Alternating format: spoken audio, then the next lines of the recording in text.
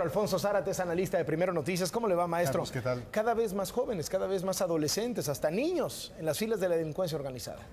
La verdad, Carlos, es que algunos estudios nos dicen que en las bandas del crimen organizado hay en este momento entre 30,000 y 50,000 niños sicarios. Y la verdad es que esto es algo muy perturbador, esto es algo muy dramático. Y a la hora en que se observa este fenómeno, nos damos cuenta de que las bandas criminales en ocasiones reclutan a niños de entre 9 y 10 años. En un primer momento, estos niños juegan el papel de informantes. Son esos pequeños que están a veces a las entradas de las poblaciones en donde hay presencia dominante del crimen organizado y que avisan del acercamiento de alguna fuerza militar, de alguna fuerza civil. Después los utilizan para la distribución de las drogas y los van preparando finalmente a través de todo esto hasta que llegan a la condición de sicarios.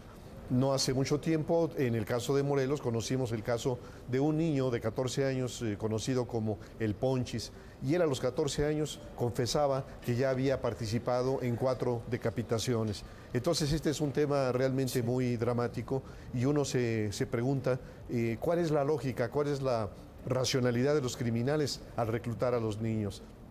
Y yo creo que detrás de esta decisión existen cuando menos los siguientes factores.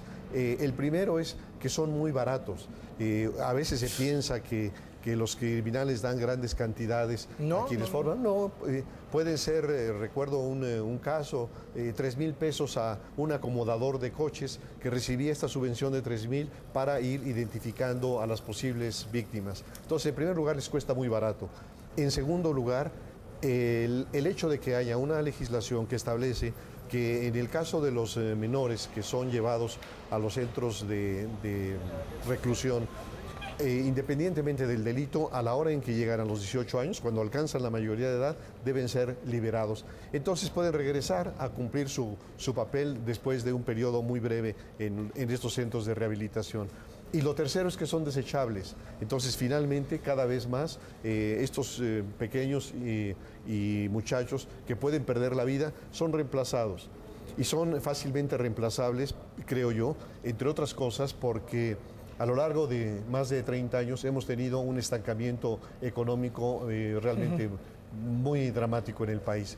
¿Y cuáles son las secuelas de ese estancamiento? Frustra opciones para todas las nuevas generaciones, ¿no? Entonces hay millones de muchachos que no tienen alternativas productivas de trabajo. Ya sabemos que la emigración es una salida. Entonces hay millones de mexicanos que están en Estados Unidos, que mandan remesas y que alivian la situación de sus familias. Pero para muchos otros no hay esta opción. Entonces los vemos en los centros urbanos, los vemos en las calles, de pedigüeños, de vendechicles, de limpia parabrisas, etcétera. Y desde luego también hay una masa susceptible de ser reclutado por el crimen organizado. Y yo creo que todo esto es un enorme reclamo al Estado mexicano y un enorme reclamo a la sociedad. Está ese tema de los niños sicarios, pero está también el tema de los miles de niños huérfanos de la violencia, es decir, los hijos de personas que fueron secuestrados, levantados, asesinados.